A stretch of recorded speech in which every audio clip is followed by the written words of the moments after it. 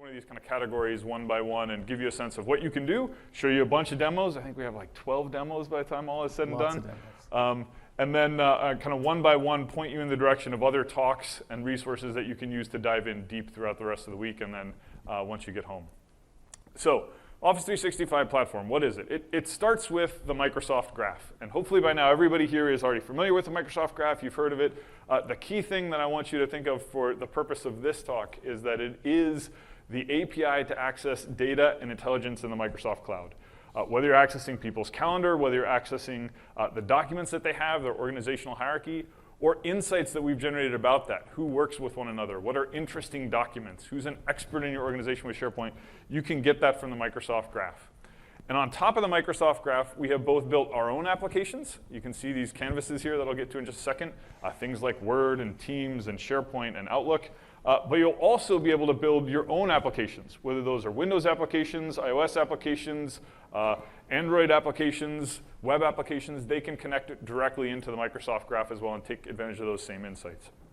Within your own applications, we increasingly have experiences that you can embed. So you can take things like our authoring canvases, like the Word Online experience, and you can embed it inside of your own web application if you're storing Word documents.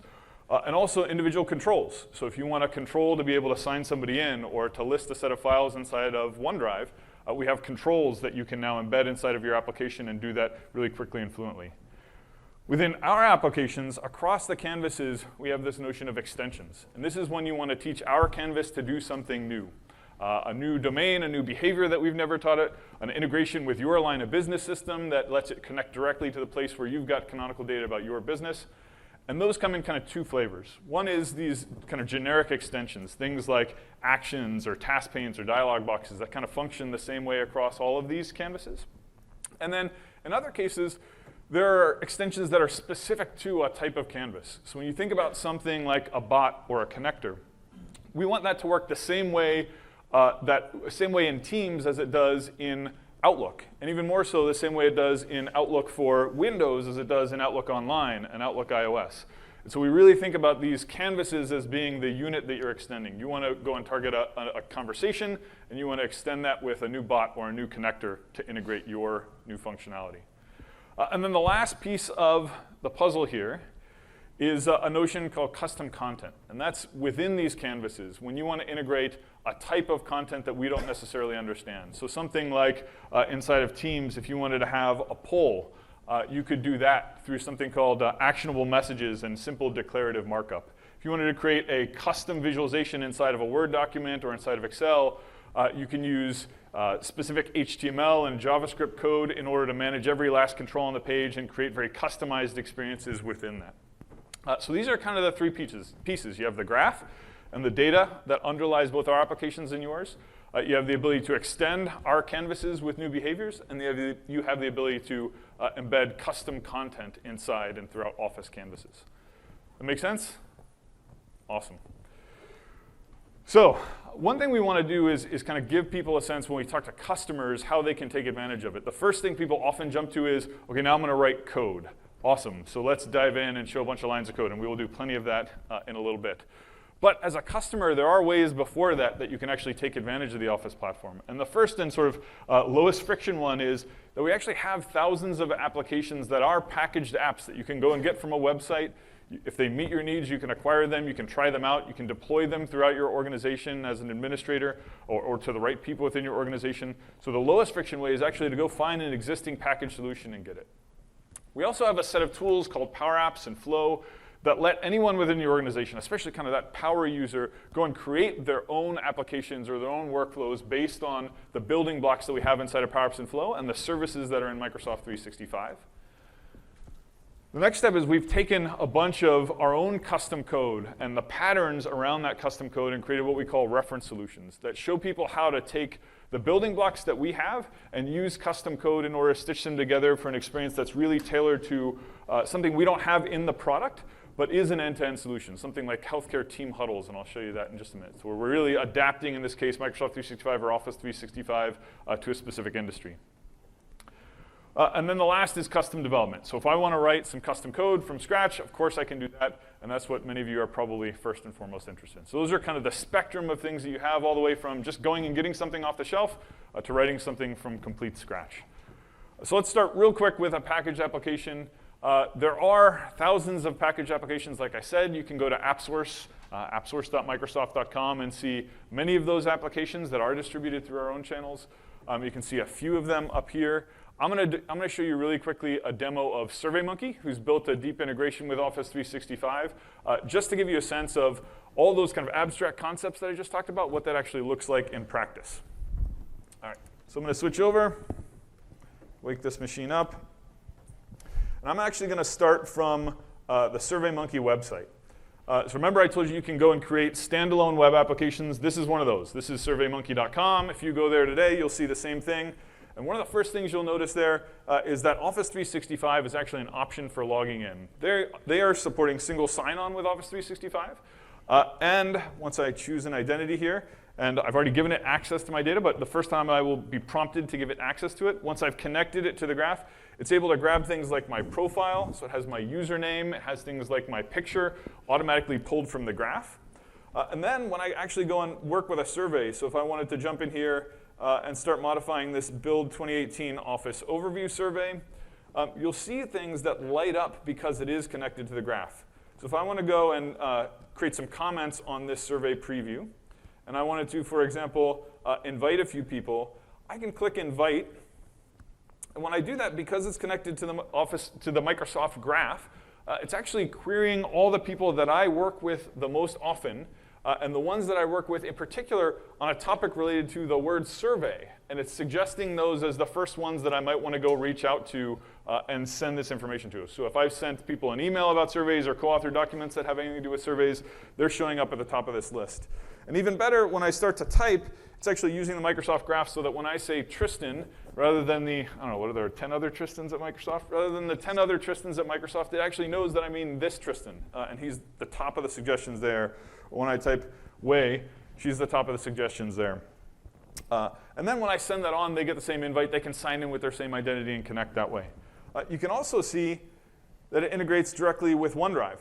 So when I have this survey, say I wanted to take it out of SurveyMonkey and I actually wanted it to save it in my own system, I can actually choose that I want to save it to Microsoft OneDrive. This is going to use the Microsoft Graph in order to browse my OneDrive, let me pick a specific folder that I want to save it into, and then I can actually save that survey into OneDrive, and then when I browse OneDrive, I'll see those folders and I can click into it to continue editing my survey. So that's the notion of, I've got this standalone web application connected to the graph. Let's real quick hop over and show a couple of experiences inside of Office. So now I'm inside of Teams. I'm inside of a specific channel here, and I want to ask people some questions. SurveyMonkey has extended this conversation canvas with a bot. And in particular, this bot supports a couple of things. I can do help, but I can ask it a question, and it will go create a new poll for me. So I can say, what was the best demo from the keynote this morning? I really liked the VS Live Share. There was a really cool Word demo, some cool mixed reality. And when I put that in, SurveyMonkey will actually respond back with a card. And it'll say, here's the survey that I'm about to send. It's actually, because it's gray, I can see that it's kind of a private message just to me to make sure that this looks good.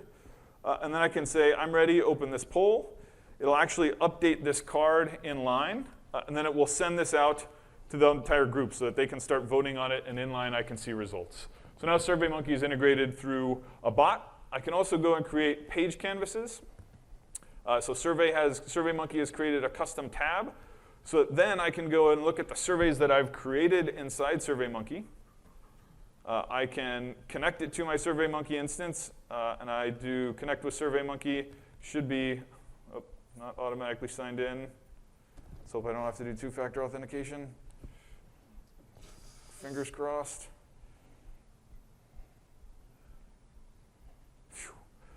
And then I can pick the survey, hit next, and hit save. And now I've got the survey that I was just working on inside of SurveyMonkey actually integrated as a tab inside of Teams so that other people can preview it. I can have a conversation. I can ask Tristan about it. They can see the results as they come in.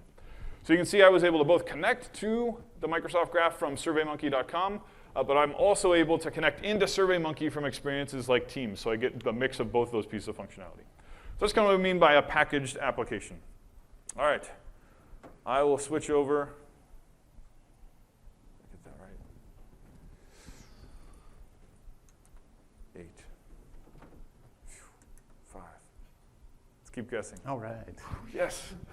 Okay, so I'm going to hand it over to Tristan, and he's going to talk about the next step in that continuum, Power Apps in Flow. Yeah, so as Rob said, we have a ton of really powerful APIs, extension points for you to go write custom code against. But we also want to enable all of the power users in an organization, everyone who wouldn't label themselves a developer, to take advantage of all that data and intelligence inside the Microsoft Cloud and all those great extension points inside of our applications. So we partner really closely with the Power Apps in Flow team. Are folks familiar with Power Apps in Flow? Have they played with them before? About half of you? Great. So Power Apps in Flow are these really great low-code, no-code tools. Power Apps lets you go design custom applications that can run in mobile or in the browser. I can go design simple, quick forms, pull data from my backends, that sort of thing. Flow will let me take that data and orchestrate it across multiple services. So there are connectors built for many, many, many popular cloud services, or you can go author your own to pull data in, orchestrate it. You'll see an example of that in a second. And then the common data service for apps lets you say, hey, I need some schematized data. We have a data store that has a bunch of really common entities defined in a common way. So you can tell your users, hey, all of our concept of customer, that's defined in CDS. So you can go build Power Apps on top of that definition of customer, knowing that it is a lingua franca across a bunch of different systems. Same thing with an order, same thing with an address, a ton of common entities you might want to use inside your organization. So Power Apps and Flow are really cool. There's one new piece of the Power Apps and Flow family that I wanted to show you for a second, and that is Flow integration into Excel. 6. So we will jump over to 8. 8. So here I am in an Excel online. A really common scenario we hear from customers is this idea of, I have data inside of Excel that I need to action on. Like it's a mail merge of every row needs to go out as a separate email, or hey, I need to take each one of these and send it out to a group of folks in Teams for comment. So we said, wow, that's a really powerful scenario that should work great in Flow. So what we did was partnered with the Flow team to build a Flow add-in right here for Excel. And I'd already installed it. You'd find it up here on the Data tab. I could go click it, but I had already run it. The first thing you'll notice, for those of you who are familiar with our platform, is we're building this Flow add-in on top of the same platform that you build your third-party integrations on. So it uses the same JavaScript APIs, the same add-in framework that you use yourselves, because we look at this as an incredibly powerful way to extend our own applications as we integrate across Office 365 and beyond. So these guys have built a really great JavaScript task pane. It takes advantage of a bunch of parts of Excel. You'll notice that even here it is smart enough to trap our events to know the flow wants to run on rows in this table. The button lights up when I'm in the table. It disables when I'm out of the table. So it's really smart about knowing that it's in the Excel context. But it has all the power of Flow right there. So I can go and say, hey, I want to edit this flow. We'll take a look at it really quick. What I've done here is said, hey, I want to be able to select a row in Excel and do 2 things with that data of the many things I can do in Flow. I want to go create an item in SharePoint. We can dig into that task. You can see through Flow's declarative UI. In this case, I'm not a developer. I don't want to think about code for writing to the SharePoint APIs. I was just able to go through a UI, pick the SharePoint site, pick the list, and say, hey, each of these fields inside of Excel should be promoted as a new item inside of that list. And then below, post the same message to Teams. So what I did was said, here's the team and the channel I care about, and I want to post this message. And that message is a combination of static text and, again, data from Excel that I want to push into that other part of the ecosystem. So if I close out of this, I won't actually change it right now. You'll see I can, for example, take this bottom row, say the target energy for this week should be 2018. Because it's build 2018. As soon as I click in this row, it's a pretty aggressive bump in target energy. But so let's let the team know, because man, that generator is going to be working overtime. I can click here, and now because I've defined this flow for myself, what used to be a task that took me going and copying and pasting a bunch of data out of Excel into SharePoint, and then going and hand authoring a new message in Teams, becomes just a couple clicks. So I'll hit continue, and then I'll hit run. And that flow is now off to the races, taking that data, and if we jump over here, we'll see that new row has showed up immediately inside of SharePoint. And if I jump over to the Teams channel, there's that message coming in telling me that for this week, our target is 2018 megawatt hours. So a really cool example of another addition to the Power Apps and Flow family that lets you connect without always being a developer, build these powerful integrations across our services, yours, and all the third-party things you might want to work with in the ecosystem. Really neat stuff.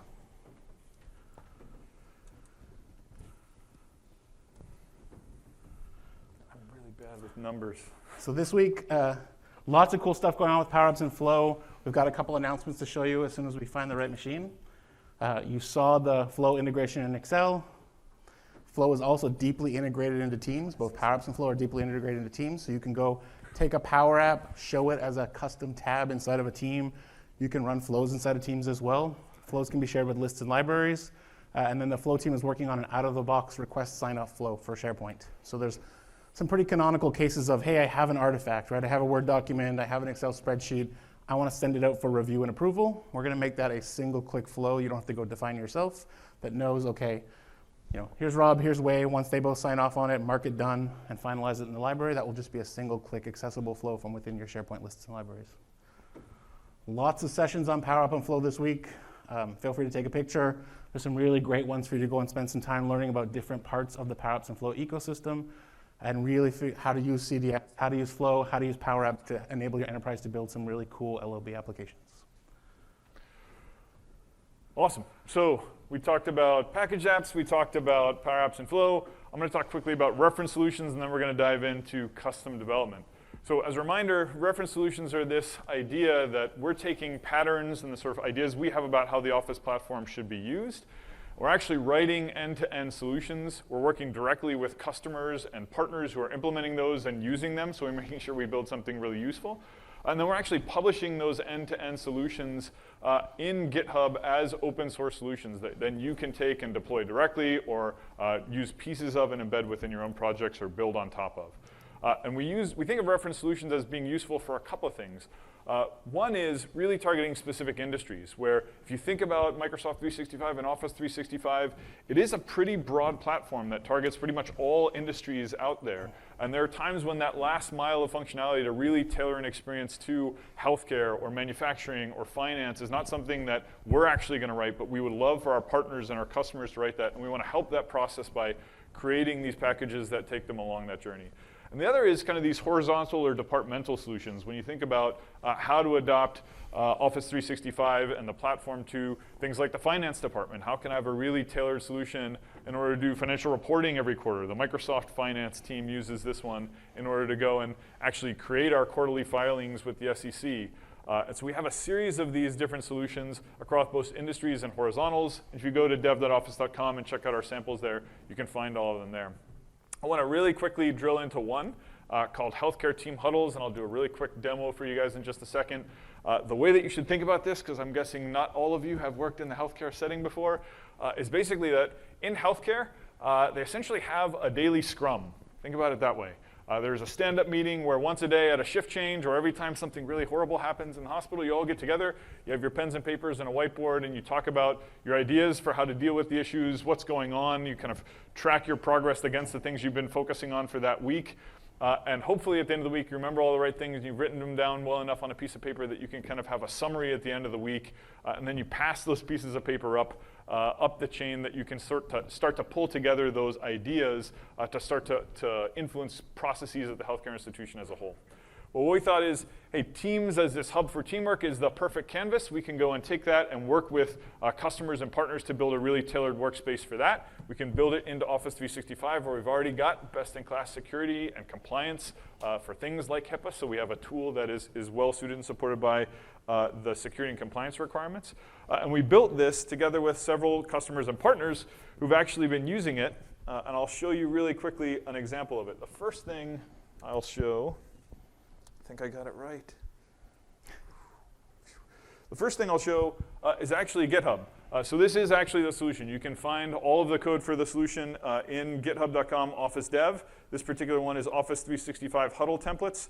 So you can go and take all of these different pieces and deploy them yourselves.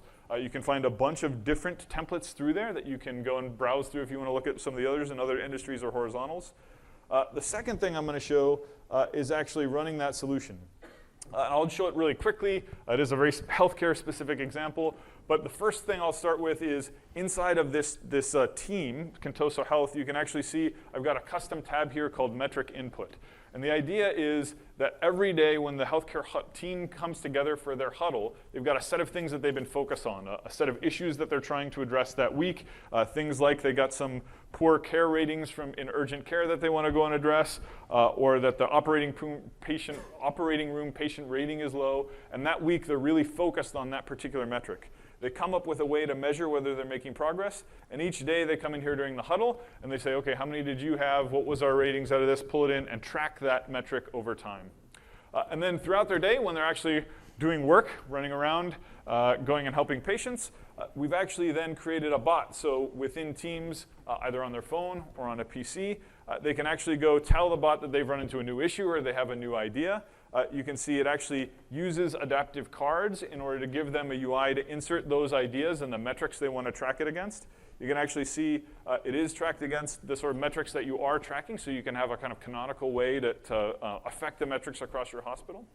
And then if I go back into Teams, you can see that those ideas are tracked in an idea board. This idea board is hosted inside a planner, so I'm taking advantage of the kind of tasks that are inside a planner. I have a Kanban board to move things from new ideas to in progress to completed and track them along the way.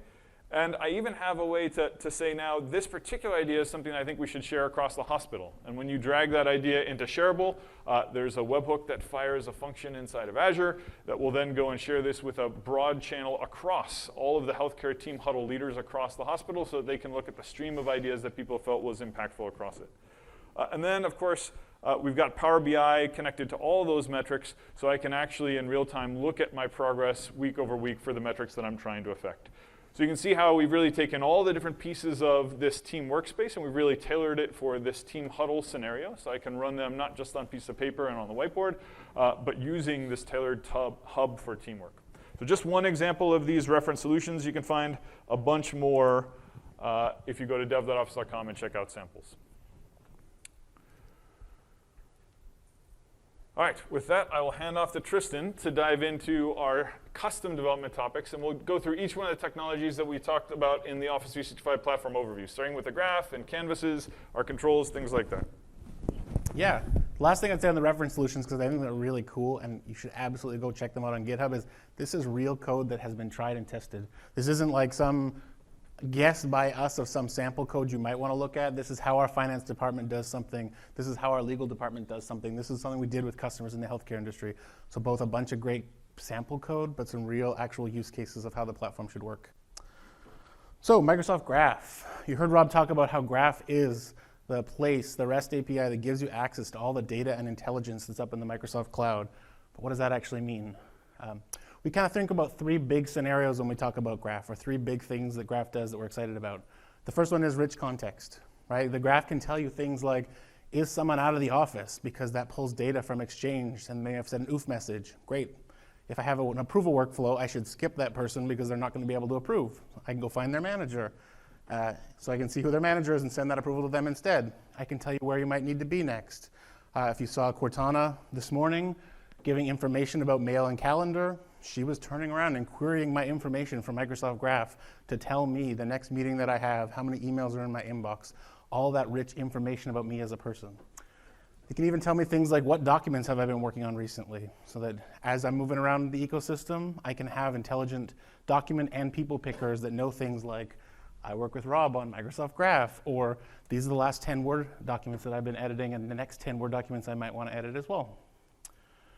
A bunch of really interesting and deep insights. So it's not just about taking all the data we have and serving it up to you through sort of a schematized API, although that's super powerful on its own.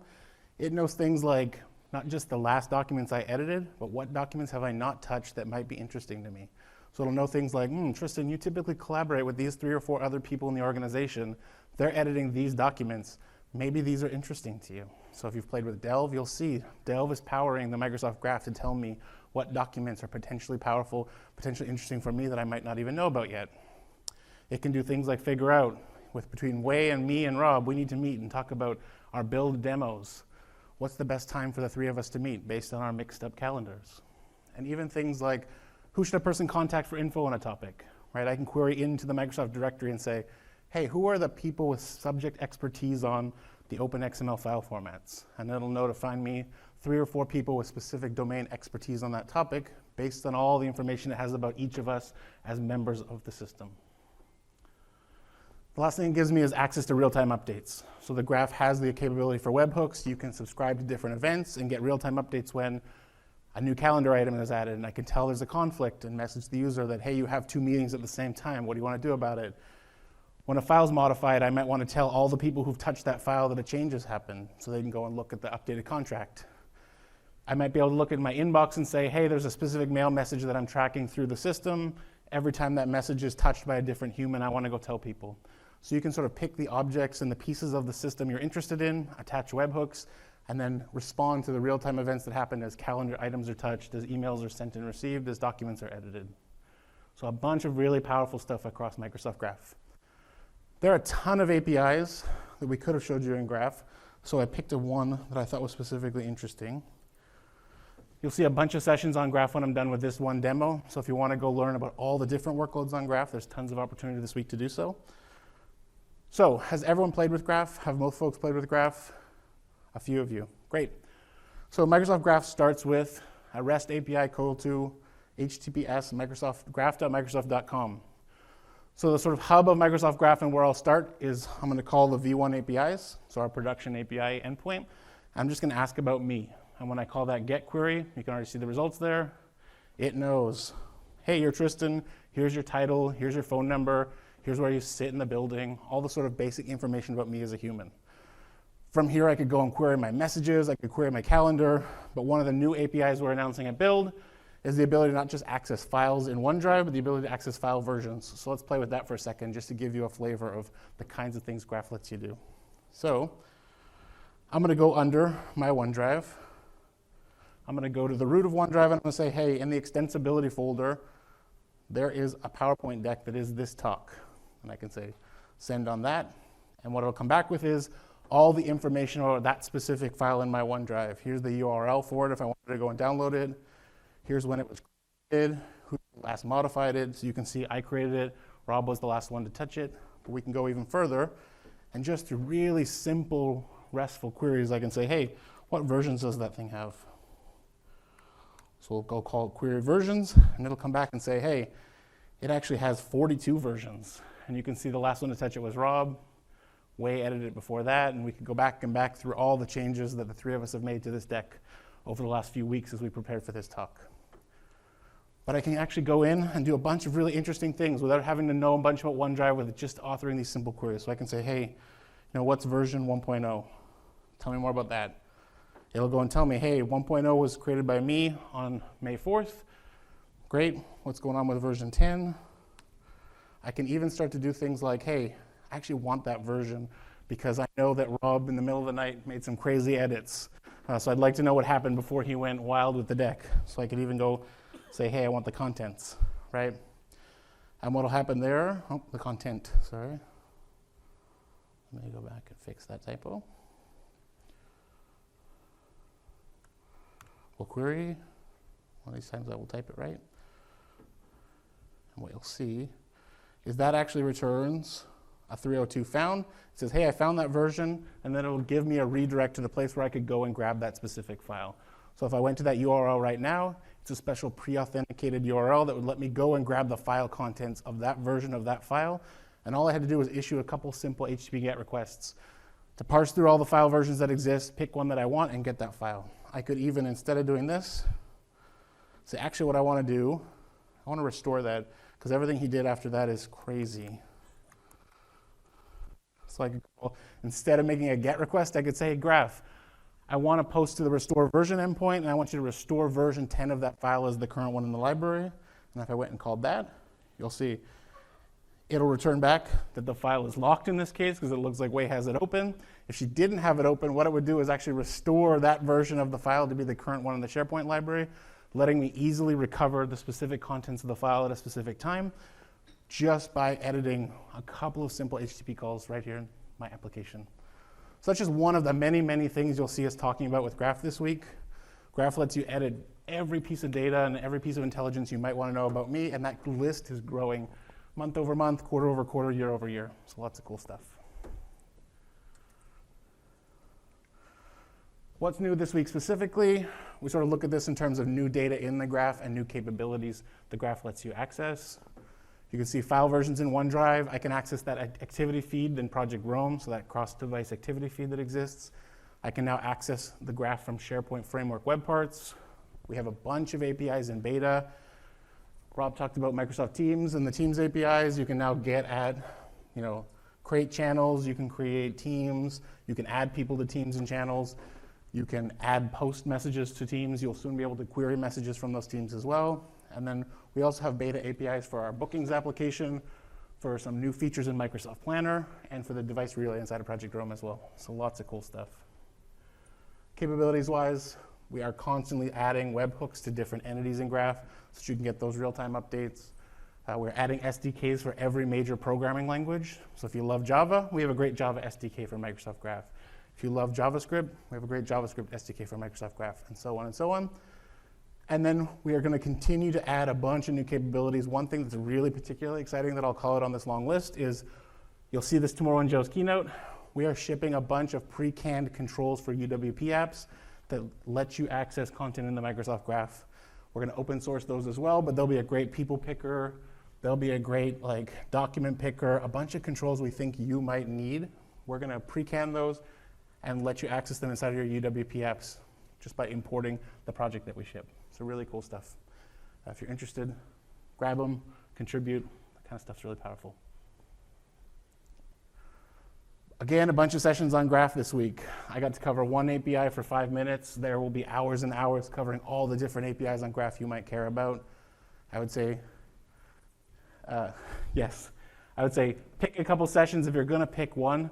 Tomorrow at 1:15 p.m., Yina, who is the most knowledgeable person on the planet when it comes to Microsoft Graph, is going to have her session on overall Graph called Microsoft Graph Connect to Essential Data That Every App Needs. Highly encourage you to go attend that session. Yina's an incredible speaker, and that'll give you a great depth overview of Graph and all the capabilities we've added to Graph over the last 6 months. Cool. All right.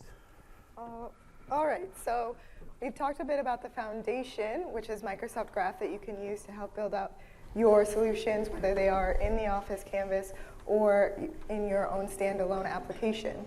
But today we're going to focus a bit more on our canvases and how you can integrate in there. Rob talked a bit about the extensions that we offer and the different types that are available. There are 3 big pieces that we think about when we're coming up with, developing, and adding to these types of extensions. The first piece is basing them off of web technology. So if any of you in the room have built an add-in, you'll notice that it's based off of HTML, JavaScript, and CSS. And it is basing these type of integrations off of web technologies that allows us to be able to support them cross-platform. So that's why you can run an add-in, for example, on your Windows, you can run it on Mac, you can run it on mobile. So these 2 pieces are really based around the development process and making sure that you can write it once, make it available everywhere. But the last piece that we focus on a lot is the modern distribution. So it's not enough just to build that solution, right? You want users to actually get it, to use it, to be able to interact with it, to understand it, to get started quickly. So that's another big area that we focus on. So we're all going to give you some demos today based around the 3 canvases: Pages, Conversations, and Documents. And so starting with the document canvas, which is Word, Excel, PowerPoint, or Office apps that you are the content author in. We want to start off by talking about our custom functions in Excel. I think that's number 7. Okay, so what are custom functions? Well, this is the idea that you can create JavaScript functions for yourself, install them through an Excel add-in so that they're available for you to leverage within Excel. This is currently in developer preview for Windows, Mac, and on Excel Online. So this is a way to think of this is that it's similar to the user-defined functions that existed with VBA. And now I've already gone ahead and installed an add-in that supports these functions. So all of these Contoso are functions that I've added myself. I'm going to use this nth prime. Just a bit of trivia. Does anyone know what the 10th prime number is off the top of their head? No? No? Okay. Oh, let's try again. It's 29. But we'll refresh this. You're a custom function. Yes. And see what's going on here.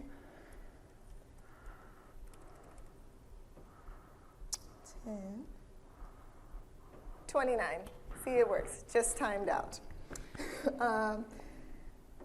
So what I want to do now is show you how we wrote up these functions. Here's my JavaScript where I created my nth prime. You may be looking at that. Don't blame Microsoft. We do know that's not the most efficient way to compute this, but we did that intentionally. And the reason why we did it intentionally is because I'm going to show you these custom functions in Excel on Windows.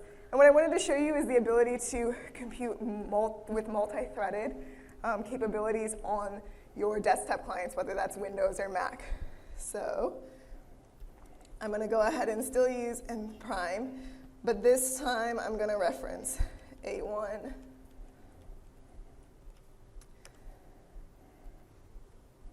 And I'm going to copy this,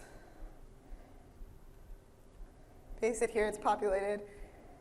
And then I'm going to say I want to change this number to 5. You can see it's pretty real time, it's happening very quickly, and this is the performance that we were hoping to get and have gotten with this custom functions. So I'm going to jump back over here.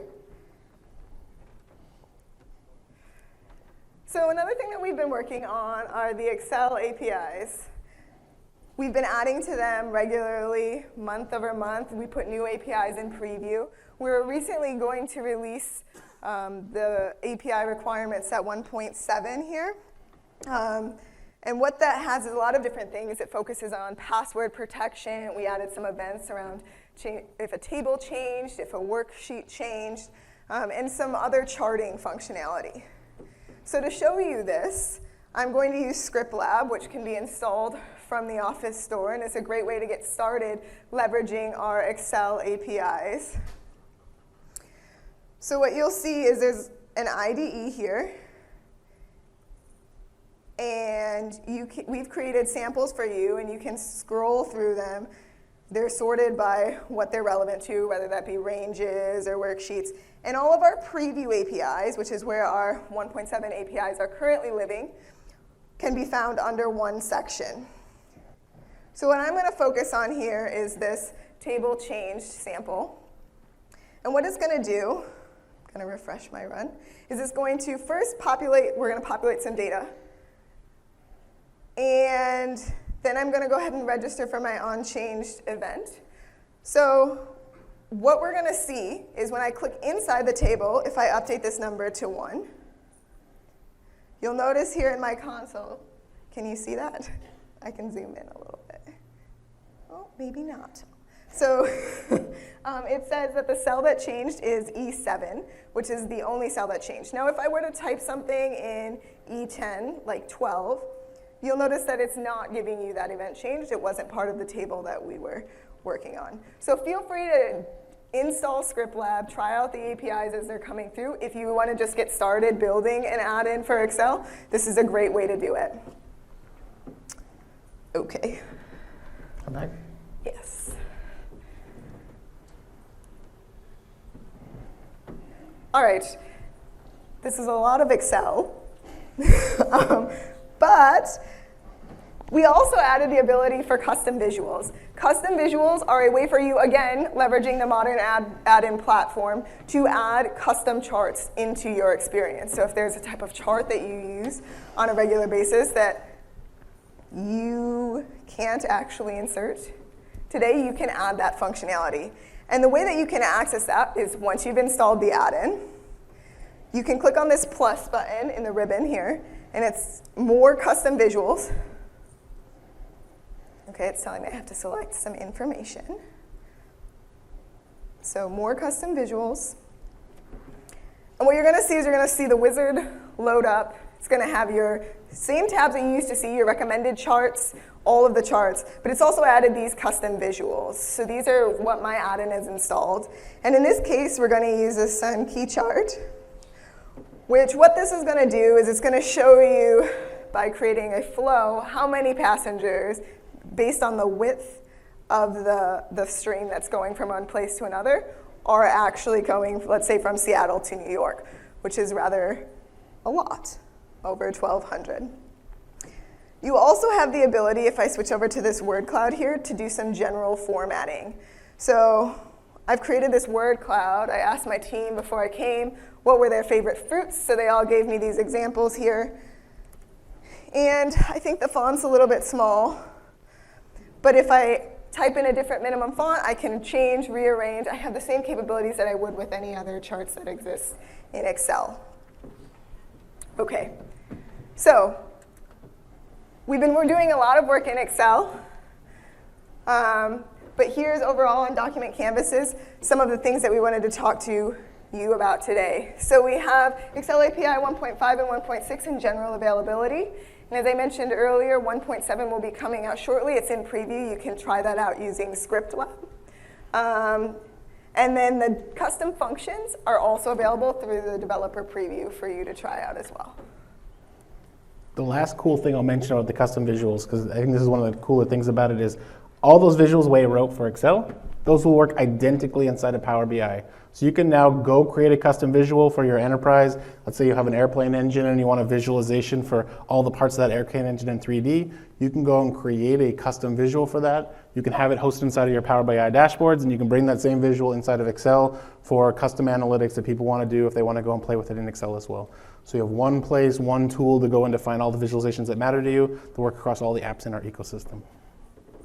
And here are the list of the document canvas sessions that are available throughout the week if you would like more information. Okay, so we talked about the document canvas. The next one is the conversation canvas. So any type of conversation you're having, whether that's one-on-one through email, whether that's with your team in your team's application, or whether you're just IMing your coworker to ask them a quick question. These are all covered as part of the conversation canvas. So some things that Rob mentioned earlier, from the connectors and bots, actionable messages, and again, add-ins that allow you to bring slightly deeper, more intense integration into the conversation canvas. Okay, so one thing we're really excited about and what we've been working really hard on is this concept called adaptive cards. And so adaptive cards came about because we have this idea of, well, fixed templates that we can provide for a developer to have to fit their content into the template that we decide. Or we went the other extreme to HTML canvases, which gave developers a bunch of freedom. But if you wanted to put that so it fit on your iOS, your Android, on the Windows, you have to redo the UI every single time so that it feels like it's a part of that experience. So what you can see here is this idea of adaptive cards, which is somewhere in the middle, providing you with the ability to tell us what you want to show, what types of actions, what types of buttons, but relieving you of the need to write that UI over and over again. So this card is showing up for you across all of those different endpoints. So let's see one in action. We have created, let me find it. We have created our own card here, and it's based around a recruiting scenario. But before I talk about that, and I paste that JSON into this is our message card playground. And what this allows you to do is play around with. We provide some templates up here that you can click through. It will update and show you different UIs. And you can see what you want your template to look like. You can play around with it here before actually having to build it out. So if I go ahead and paste this in here, this is the card that we created, I can then also choose to send it to myself. So that means now I can see it in all of the places where I would receive my email. Now, for now, Adaptive Cards is available in OA, but over time, we want to make it available across all of the platforms. So I'm going to go ahead and send out this email. It tells me my card was sent successfully. I'm going to go ahead and switch over. I've already received my card. You can see here that this is what the card is going to look like for Outlook Online. I have my opportunity to set my calendar interview dates, but I will call out that when you're using the message playground, unless you've already done the work to make these actions actionable, they won't work. So I can select this, but it's not going to go anywhere. It's not going to actually set the interview date. So that piece isn't done here. So what's really cool is the same thing is possible for you in Teams, right? I can use that same card, and I'm going to do that by asking our bot, the one that's in charge of all our recruiting, to see which candidate. I want to remind myself about Amelia's credentials because her interview is coming up, and I'd like to take a look. So I ask the bot, and it provides me with that same card here. So I can see her experience, whether or not people have offered her a hire or no hire. But this card is very similar to, with some minor adjustments for the UI, what we see in Outlook. If you think back to this notion of a conversation canvas, instead of telling you Outlook and Teams, this is exactly the sort of thing that we're talking about, where you can write one card, you can use it across all the different places inside of Microsoft 365 where conversations happen. And that same markup and technology is actually shared even more broadly than that. Cortana uses adaptive cards, the timeline in Windows uses adaptive cards, the bot framework uses adaptive cards. So this notion of creating these really nice, reusable, but very flexible pieces of your experiences that you can embed within ours works across all these different places with adaptive cards.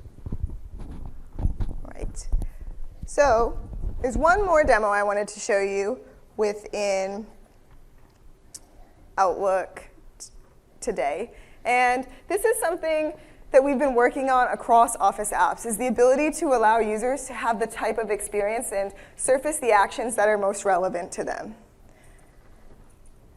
So I'm going to go ahead and go into my settings.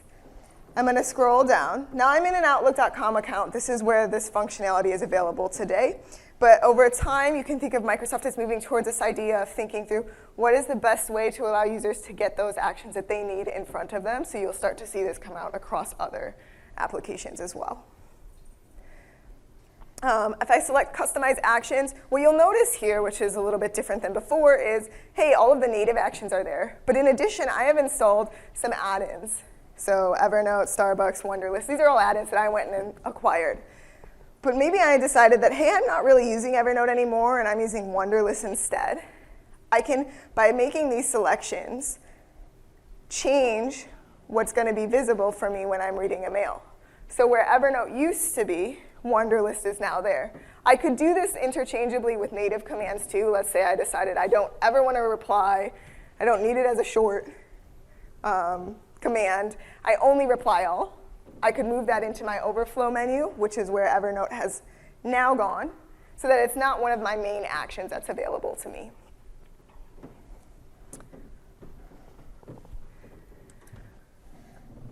So when we think about the conversation canvas, the adaptive cards are a big part of that. Adaptive cards are available in OA, and they are in preview in Teams. Some other things I want to call out is that we released the Outlook API version 1.6 for Mac, Windows, and web. And if you look over in the coming soon column, one thing that we've been asked for Outlook is to support add-ins in the delegate access scenario, and that is now coming soon. So here's a list of sessions related to the conversation canvas. The two in pink, I've called out. The top one is around adaptive cards all up. David will give you a bit more information than I did in his 75-minute session. And then the second one is also an adaptive card scenario, but it's based around payments and Outlook. The only other one I'd call out from that list is that if you're in this session right now, you're also missing this Build the Ultimate Team Hub with Microsoft Teams session. So I definitely check that one out online later. If you're interested in extending Teams, they'll go into detail about all of the extension points there.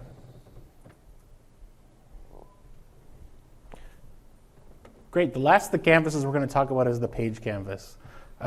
And Wei just talked about adaptive cards, and they're just so cool because they're purely declarative, and you don't have to worry about users trusting things, and I can send something in email that has a bunch of actions. I don't have to worry about a user saying, I trust this piece of code. The Page Canvas does some really similarly cool things about being cross-platform as well. So Page Canvases, you can extend all the core experiences in SharePoint. You can extend pages with SharePoint Framework extensions. You can have SharePoint add-ins that are ISV-delivered parts on those pages. You can have SharePoint Framework web parts that are parts on those pages.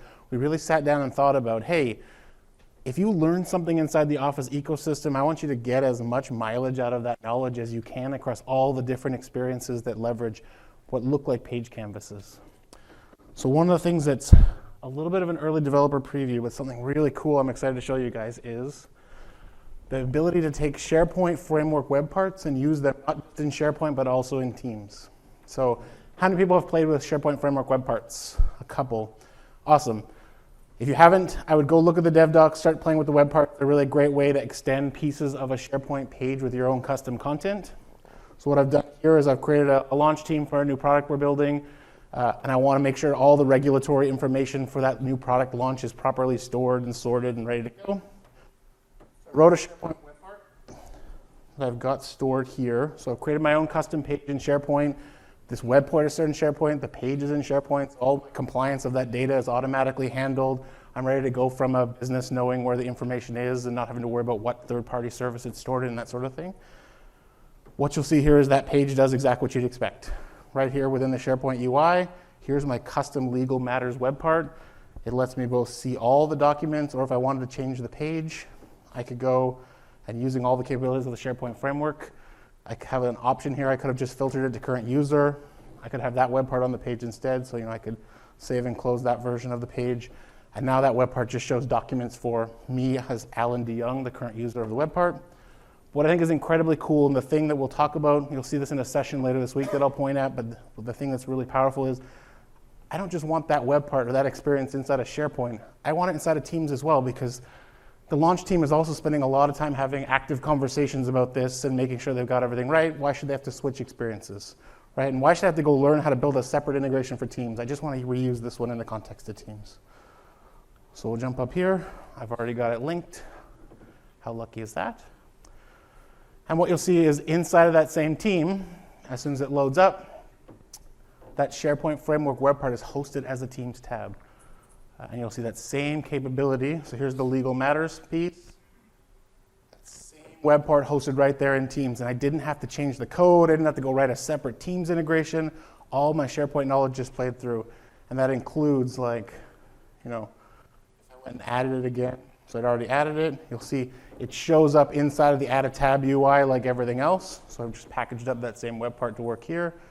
That same customization UI works here, so I could say, I want a version that's not filtered to current user, save, and that'll show up as a new tab right there inside of Teams. It does exactly what SharePoint did, brings that compliant data, all that compliant capability of SharePoint right into the Teams channel where the people are having conversations and getting work done for this launch.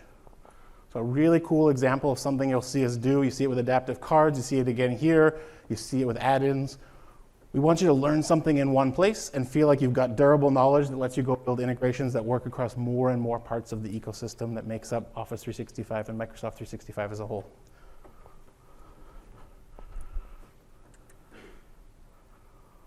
So, a couple announcements this week. Generally available, SharePoint Framework integrates with Microsoft Graph. So from all those SharePoint Framework web parts and extensions, I can go call into the graph and use all the powerful data and capabilities we talked about earlier. I can go take full SharePoint pages and host those team tabs. The thing that's in preview is the last part that I showed you, which is SharePoint Framework web parts specifically.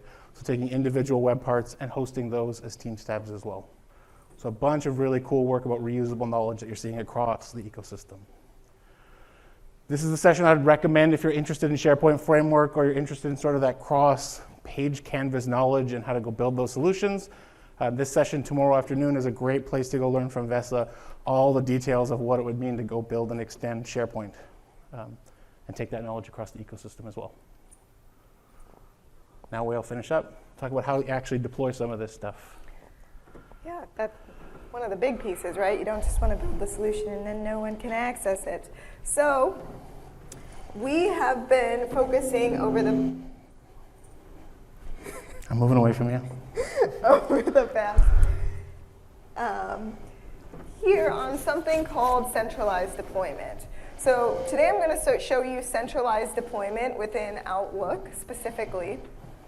And for those of you who may have never installed an add-in within Outlook, there were a couple of different options. Either you could install your add-in through uploading an XML manifest. You could go to the Office store and install it for yourself. Or we had something called the Exchange Admin Center, which allowed you to install an add-in for the entire organization. But none of these quite gave you the granularity that we were hearing people ask for. So what we're looking at here is the admin portal. Now, if I go under Settings, there's an option for Services and Add-ins. And it will load all of the services and add-ins available. But if I wanted to, I can just filter to an add-in. I'm going to give this some zoom.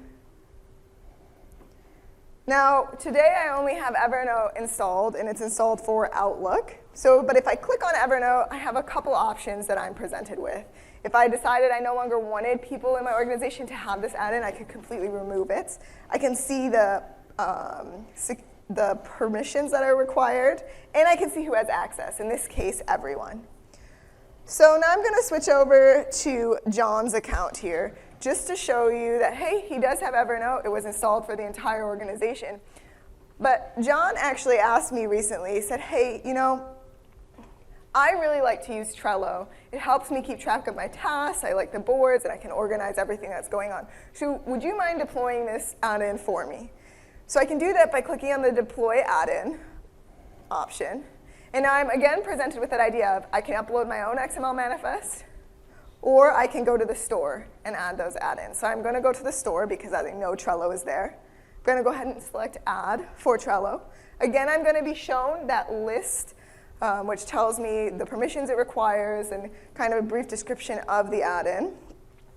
Clicking Next presents me with a couple options here. I can make that add-in mandatory. If there was some add-in that everyone in the organization had to use, I would use that mandatory always enabled. It means the user can't disable it. It's going to be there for them.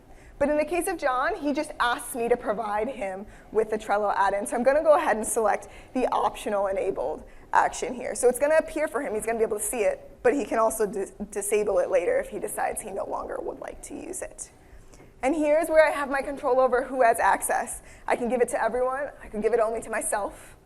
I can give it to John. I could give it to Tristan, Rob. If there was a design team that had their own group, that all of them wanted that add-in, I could put that group here as well. So I have complete control over who in the organization is going to be able to see this add-in. So I'm going to go ahead and type in John. Save this setting, and now it's going to take a little bit. It's going to install that add-in for John. So we have our confirmation. You can see now it's appeared in this list here. So now if I switch back over to John's email and refresh, we should see is that Trello is going to appear, should appear. He says it could take up to 3 minutes. All day, it's only taken like 30 seconds. Please sit quietly for 2.5 minutes.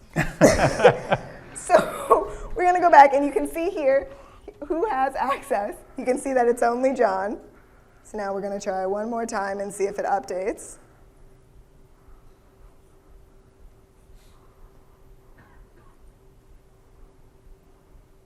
There we go. Just took a little bit extra time. All right. So I'm going to switch back over to talk about the second piece. So we can have the users with the add-ins now. The admin can control that if they would like to. But there's a second piece, and potentially a very interesting piece for developers. We have analytics. Now, we've had analytics in the Developer Center, but it was only based around acquisition. And so you may have wondered, well, here's my acquisitions, but how do I know how many users are actually using my add-in? Are people coming back? Are they only using it once? Or maybe you thought, well, now I have to set up another way for me to get these analytics so that I can know what's going on with my add-in. Well, we've added a usage tab here. So this week, now any Office add-in developer who has an add-in listed in the store can now see this usage data. Now this is the page for the usage data, and the first thing that you'll see at the top is that we're going to tell you how many devices are using it. But we also provide an extra filter there for you, which is that black line that tells you who are the new users. At the top, you can see you can choose the frame of time that you want to look at, whether that's 30 days or 3 months. And in the right-hand corner, we provide you a filter that allows you to say, hey, I only want to look at the Mac usage, or maybe I only want to look at the Windows usage. Or maybe your add-in works on Word and Excel, and you only want to know what's going on with PowerPoint.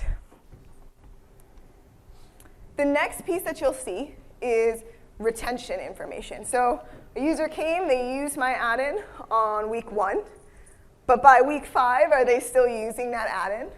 Or maybe, hey, I just added this new feature that I thought would impact the retention. I think users would really like it. It would make it much more interactive, and so users will continue using my add-in week over week. You can see here whether or not that worked.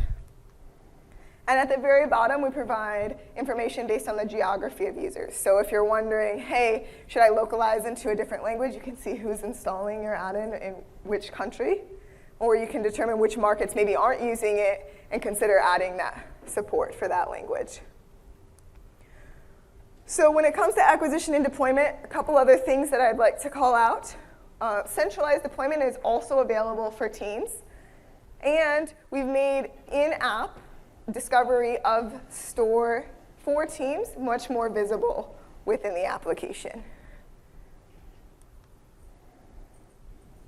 So thank you all for joining us today. If you would like to learn more, you can visit dev.office.com, join our Office Developer Program. You could even join a hackathon with us. And we do offer regular community calls, so if you have any questions or you want to just hear what's going on, whether that's with Outlook, SharePoint, or Graph, you can join those community calls, ask questions, and just learn about what features we're working on. We even will ask you questions there as well. Like if there's one thing, if you're not a member of our developer program, I would say go home, load up dev.office.com and join today. Not only do you get access to the team, the engineering team spends a lot of time listening to you, having two-way dialogues about the things we're building, announcing new features before they're public. You also get an Office 365 tenant with 25 users, I believe, that you can go and use to start building your solutions, testing them out. It's a really great sandbox dog food environment for you to spend time doing your development that's separate from your company's production tenant that lets you get building quickly. That's a customized tenant specifically for development that you'll see improve over time to be more and more dev specific and dev friendly. So it's absolutely worth it. It's free. So there's no like, go home and I'm gonna secretly ask you for your credit card. Join. Please let us know what we can do to make the dev program better for you. That's something the team spends a lot of time making sure is useful for you as a community. Absolutely.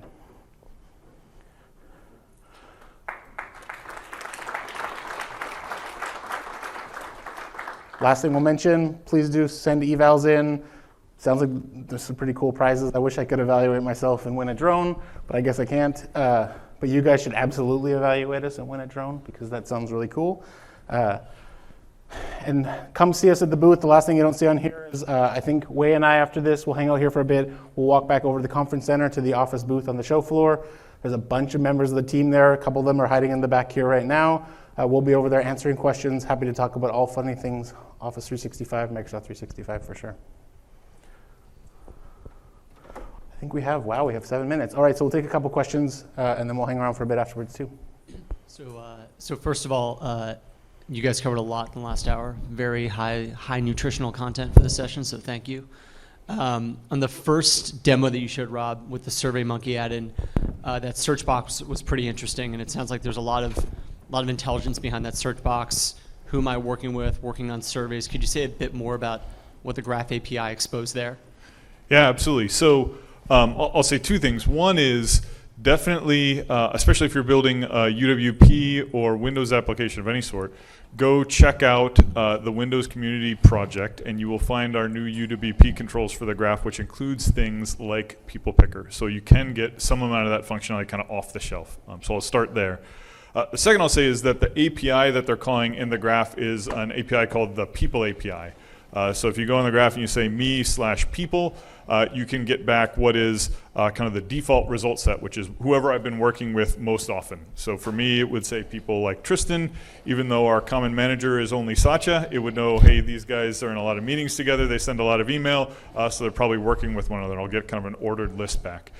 That also supports a search query string on it. So in the query string parameter, you can say search. And search supports a couple of different pretty awesome things. One is a topic. So I can say in that search string, I can say topic : and I can type in something like survey, which is what they were doing in their case to show the people that I might have been communicating with about surveys. And I can also add on a string to search for people's names. So I can do things like type in Tristan, and that supports a bunch of cool things like phonetic matches, so I don't have to spell Tristan correctly. I can do partial matches there. And it also supports things like what we call social relevance. So it would know I communicate a lot with that Tristan, and even though Satya is our only common manager, I probably mean him as opposed to some of the other Tristans at Microsoft. And that's all kind of built into that search query string. Very cool. And is that limited to people within my company? It's limited. The People API works for both people within your company, so in your directory. It also works for contacts. So it'll use things like signals from the emails that you've sent in order to be able to surface people outside of your company, as well as as long as you've had some email communication with them. Great, thanks. You can see a great example of it here. So all I did was call graph.microsoft.com/me/people. I searched for Robs. It knew the most relevant Rob for me is Rob Howard. And then if I were to scroll down, all the other Robs that I have contact with at work, share meetings, share email, share document edits, those are listed in sort of a decaying order of likely relevance. Yeah, go ahead. If I go to dev.office.com, I find many examples with Angular, React, and Vue.js.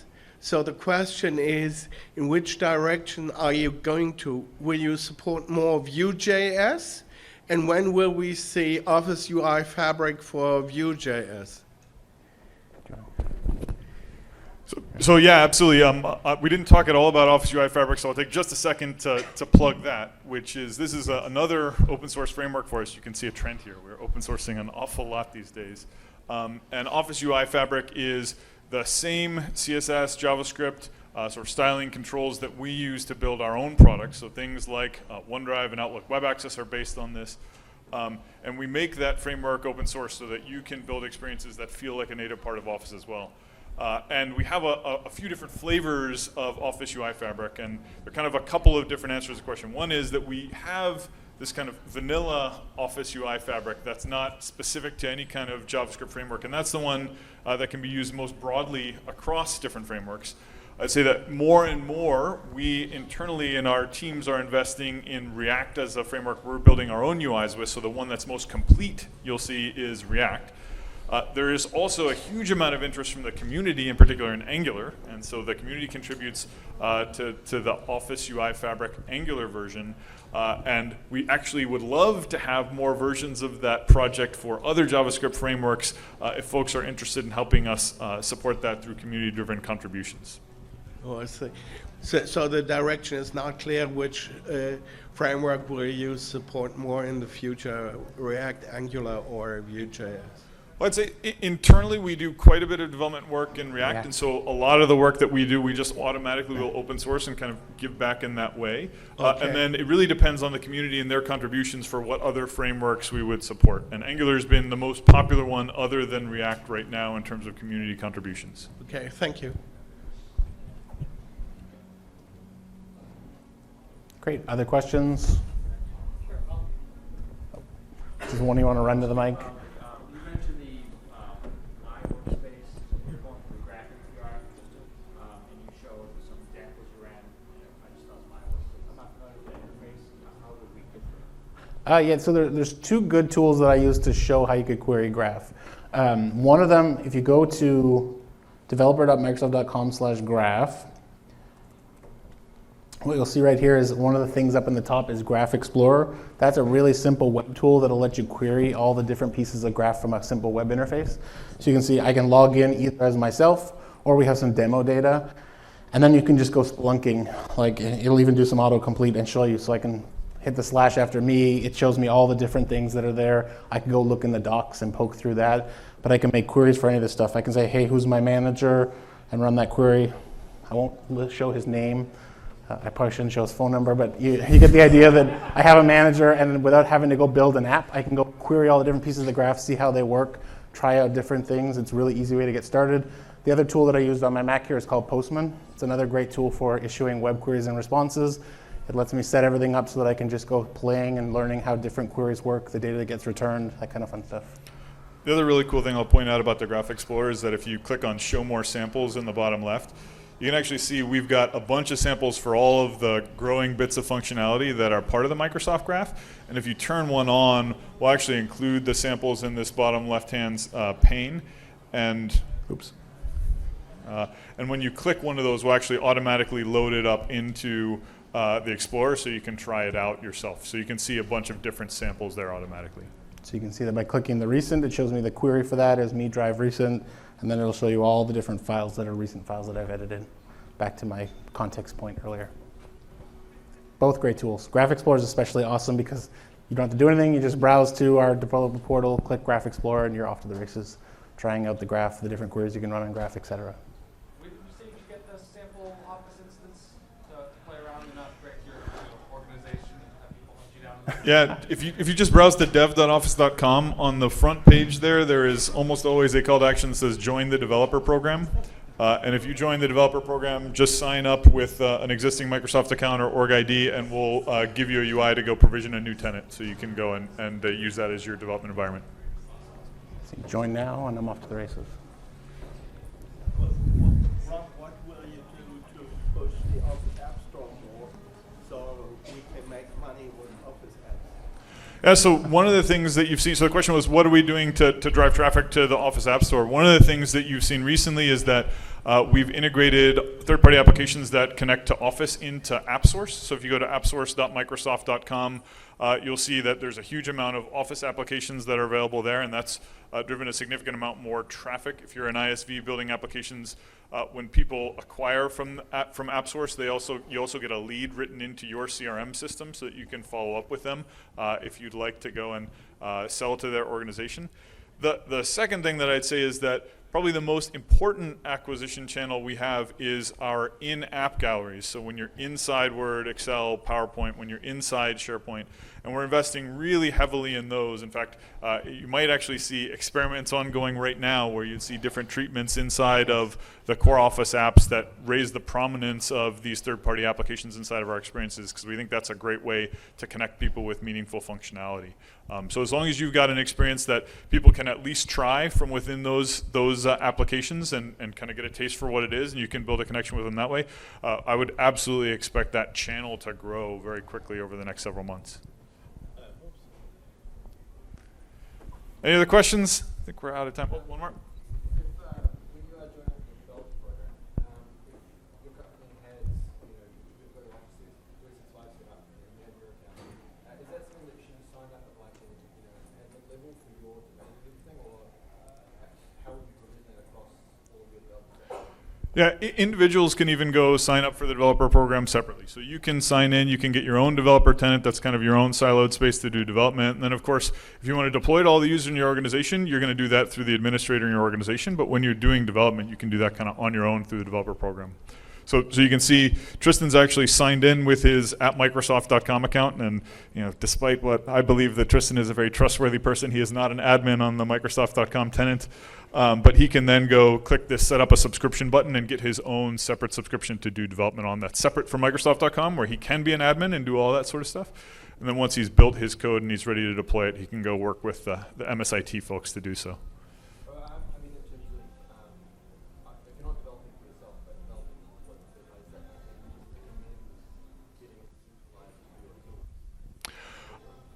getting it What we've found often is having both a central one where your team can bring stuff together, but also an individual one where you can really work on your own and iterate without having to be administrator is a good combination. And that's part of why we've got them readily available through the developer program. Is it gives you more flexibility without having to be an administrator in your environment where you're deploying to go and iterate very quickly without having those extra hurdles. Does that make sense? Awesome. All right, thanks very much. If you guys have Thank you any very other much. questions, please do come by the booth. There are folks there willing and able to answer your questions at any hour of the day. Thank you.